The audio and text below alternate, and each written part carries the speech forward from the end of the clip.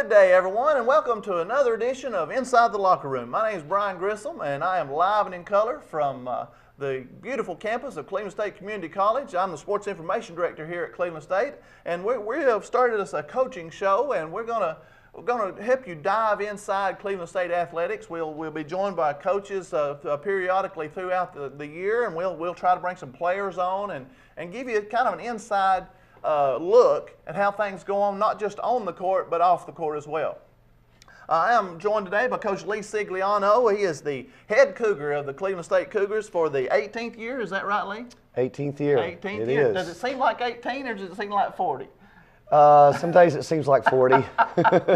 Sometimes it seems like it's my first year. Depends on how the team goes. Yeah, is that right? That's right. Good deal. Well, Coach, first of all, let's get caught up. Let's talk about how the team has progressed from day one of practice to the start of the season.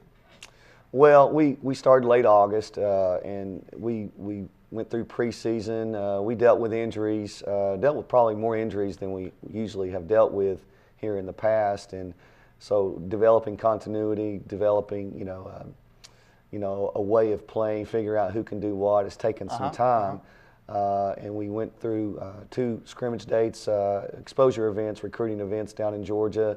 We're able to see our guys play several scrimmages, got a little bit of an idea, but still dealing with the injuries as we have, it's taken us some time. But fortunately, we've been able to play a lot of people. We're dressing 13 right now. We've been able to play all 13 guys for the most part. Well, that's been a plus, to an extent. You don't ever want injuries, but that has made some of everyone be ready to play and get some playing time, and you're going to need every one of them down as the season goes along. We do. I mean, especially when you play a format like we do in our conference, a Friday night and a Saturday afternoon, you need your depth you have to have some depth to be successful against some of the quality teams that we play.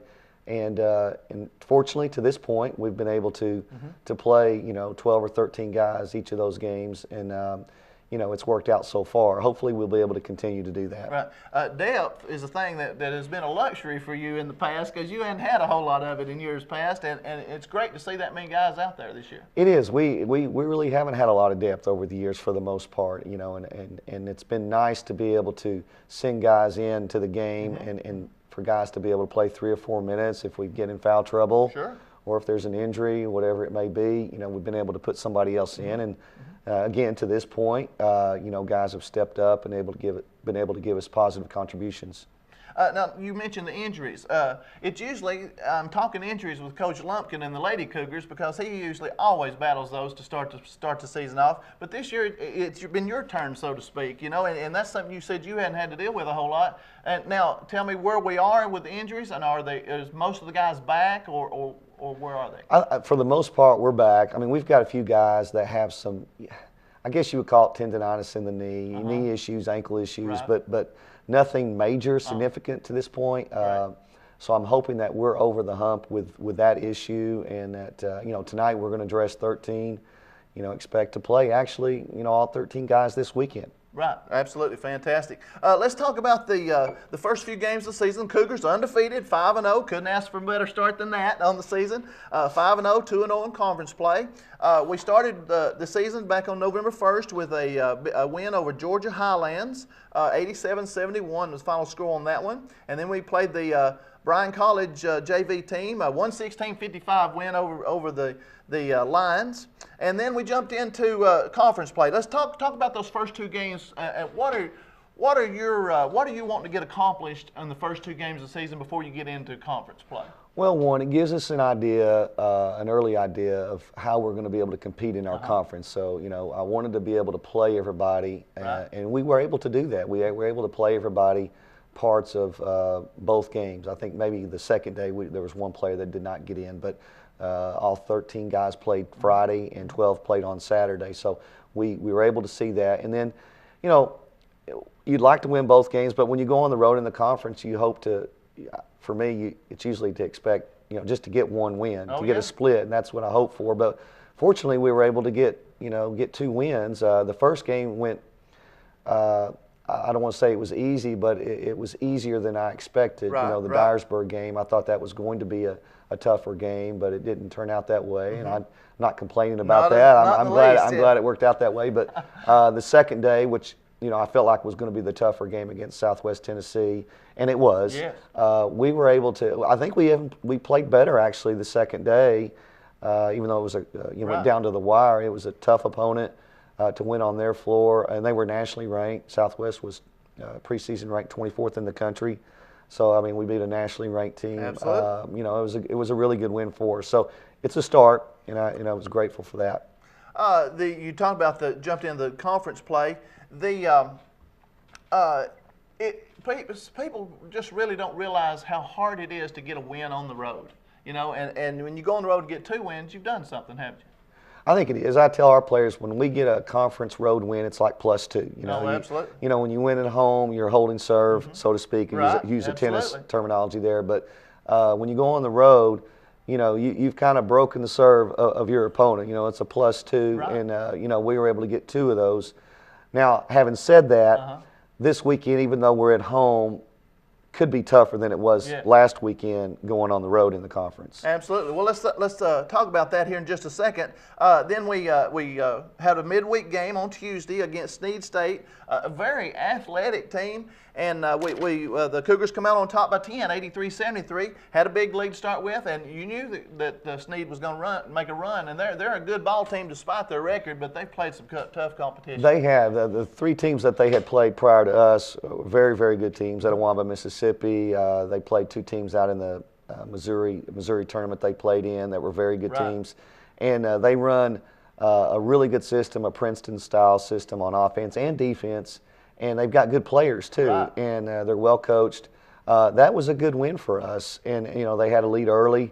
We're making it tough for us. But I was really glad to see our guys fight back and continue being relentless at what we've been practicing, and we were able to come out with a win. And we talked about that after the game, and that's something that I didn't realize. I realized they were backdooring us to death in the first half, but then I didn't just pick it out as the Princeton offense, and that's the first thing you said to me in our post-game interview, and you told me how hard that was to prepare for. And do you run into, I don't really want to call it gimmick defenses, but is different things that coaches tried throughout the year? Well, gimmick defenses, they might work once a year, in a special type of situation later in the year. But, one thing I wasn't going to do was to bang my head against the wall trying to prepare a 2-hour practice teaching the Princeton offense to a scout team or to our second team, and really they not understand it. And we're not even able to get to the point of preparing for that offense. So I decided, instead of trying to run their stuff in practice, let's just play the way we've been playing. Right. We made a little adjustment at halftime against their matchup zone defense that they were running, and I think it helped. It might have helped us a little bit, but I think just our full court pressure and picking up the tempo and trying to disrupt the flow and the pattern of their offense is what really helped us, especially later in the game. I thought we might have been a little bit fresher than them later in the game because we played 12, 13 people. I always look forward to the Snead State games every year, and we got to go down there now. It'll be a tough place to play. It'll be much tougher to go down there and stay in the game and get a win. Absolutely. For sure. All right, let's very briefly let's talk about the games this coming weekend. A Friday-Saturday matchup. Jackson State coming in on Friday and Columbia State on Saturday. Tell me what you know about them and kind of how things are going, preparing for those two. Well, Jackson, they have basically a new team. They've got a couple players that are back from last year's team. A good post player that was a very good inside low block player. Otherwise, they're a new team. Right. They're undefeated. They've won both of their first 2 conference games. So I expect a better Jackson team. And usually Jackson is a quality opponent. Yes. And they're tough to stay with and compete with. Their coach has been there for 16, 17 years. He does a good job coaching his team. They usually know what they're wanting to do on offense, and they'll mix up their defense with zone and man. I expect a very difficult game. And with Columbia, they pretty much have a new team from last year, and the new guys that they have really improved their team. They are undefeated, and they won their first 2 conference games as well. So we've got our hands full. We're going to have to play well to compete tonight and tomorrow. You know, if we do, we'll have a chance, and hopefully, you know, we'll get contributions from 13 guys this weekend. Because again, as I said before, when you play a Friday night, Saturday afternoon format as we do, you have to be able to have depth to compete against two conference opponents. Well, Coach, I appreciate you stopping by and talking with us on the Inside the Locker Room, our brand new show here. We hope to help the folks out as we go along. And folks, come on out to El Quentin Lane Gymnasium on Friday night and Saturday afternoon, starting at 6 o'clock Friday night, 7 o'clock Saturday afternoon, 2 o'clock. 2 Saturday. Yes, I'd have them there after the game. 4, yeah, that's right. 2 and 4 Saturday, and we'll watch the Lady Cougars and the Cougars keep their records like they add to their records is what I'm trying to say. Thank you so much, Coach, and good luck this weekend. Thank you. Appreciate it. That'll do it for this episode of Inside the Locker Room. I'm Brian Grissom, and saying good night and God bless everybody.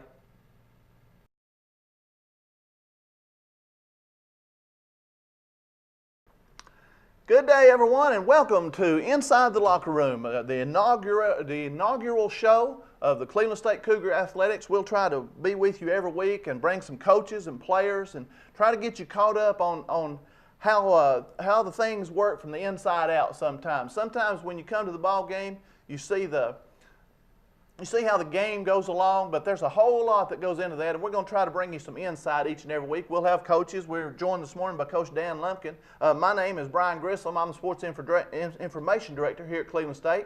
And Dan, welcome to the show. We're kind of flying by the seat of our pants here this morning, so we'll see how it goes. We hope that we can bring the folks some insight into Cleveland State athletics.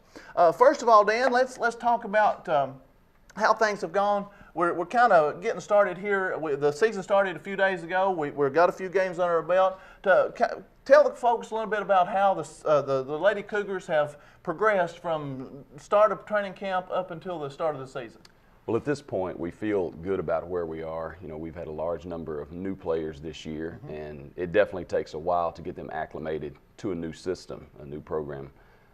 We only have a couple of players that were with us last year. We've had a couple of others that were out for injury early on. Missed a lot of practice in the preseason with some injuries from last year, one with a surgery. So a lot of new players, but we feel good about where we are at this point and getting them into our system and learning our system of play. You know, it's a tough thing. We've got a short amount of time to get a lot of new players into the system and working together, and that's a big deal. I would guess that as far as, you know, they have the talent to come to play at this level. Getting them to work as a team and get along. You know, you're meeting 10 new, however many new teammates. I imagine that's a big deal. That's what we tell them all the time. That's probably our toughest job, is getting all of them that are new, and many of them did not know each other before coming here, to get them to play together and work together in a very short period of time. Absolutely. While learning a new system. Yes, a lot. And then on top of that, schoolwork on top of that. You know, going from high school to college is sometimes a shock in schoolwork. All right, let's talk about the first few games of the season here. The Lady Cougars are currently 4-1 on the season, 1-1 in conference play.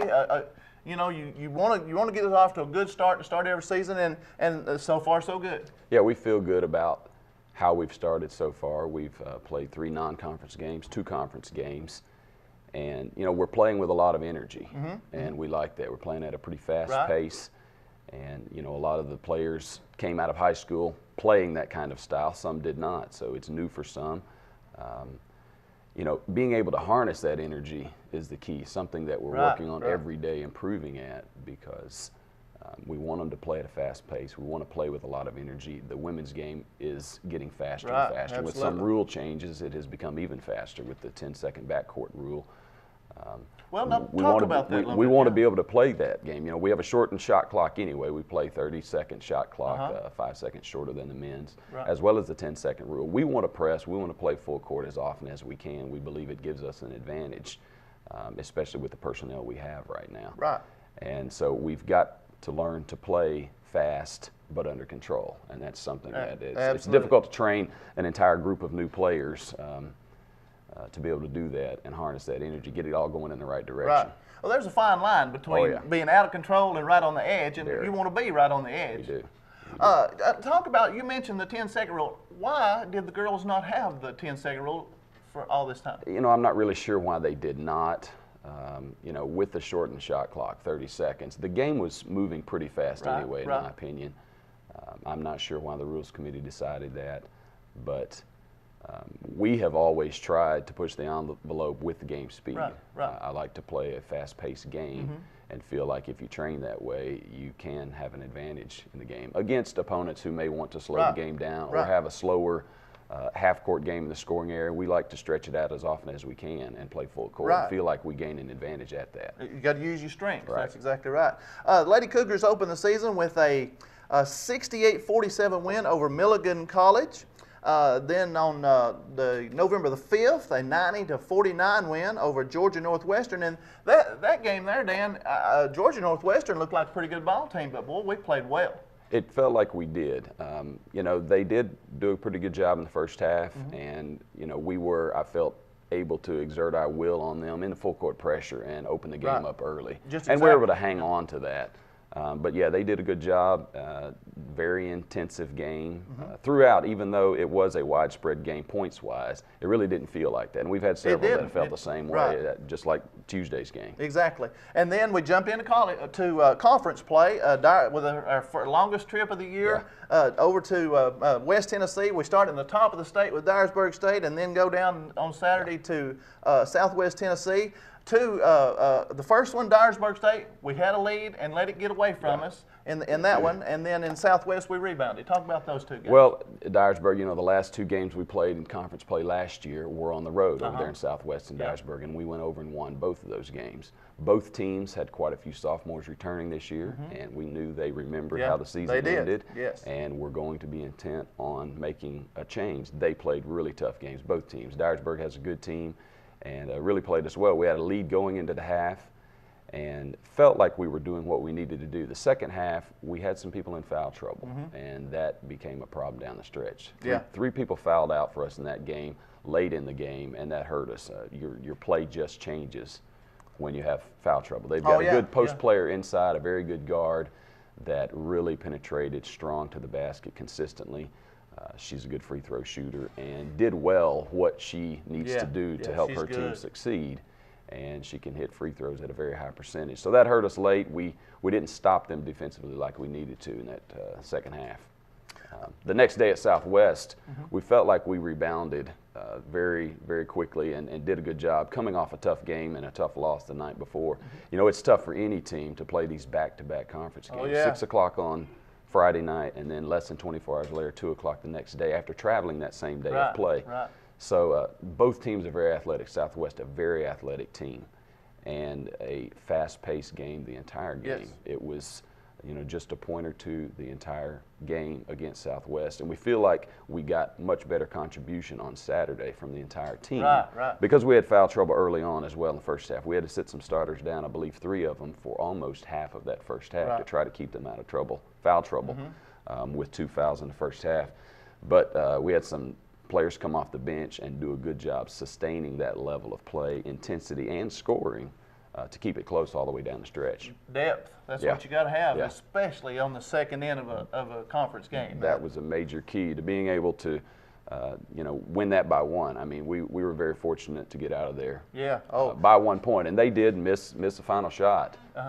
You know, we were able to stay off of them and guard them and make them take a tough shot without fouling. That was a big key, just being up 1 point. Any win at Southwest is a good win. It don't matter if it's a 10 or 1. That's true. Absolutely. They're hard to come by. It's a tough place to play. We've won a lot of games there over the years, and I tell the players that every year, especially on the west trips going west, that you know, you got to play those 2 back-to-back games. Getting one of those is always good. Absolutely, absolutely. The only setback of the season was at Dyersburg State, 73-65 loss for the Lady Cougars.